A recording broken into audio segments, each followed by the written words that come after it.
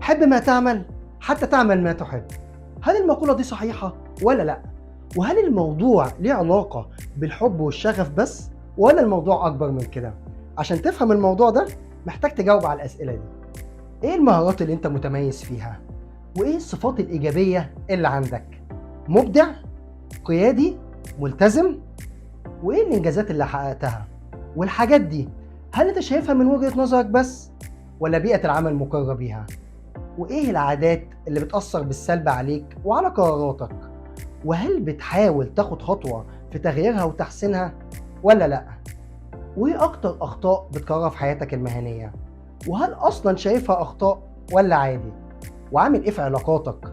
عندك شبكة علاقات بتدعمك وبتفتح لك أبواب وفرص جديدة ولا مش أحسن حاجة في التواصل؟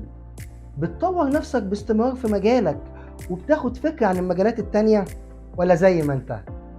هل في طلب متزايد على مهاراتك في السوق ولا لأ؟ وبتعمل إيه مع التحديات والتغيرات الجديدة؟ بتتكيف معاها ولا بتلاقي صعوبة؟ كل شخص عنده كنز كبير وهي إمكانياته، بس الكنز ده محتاج خريطة عشان تلاقيه، والخريطة في إجابتك على الأسئلة. يومكم جميل.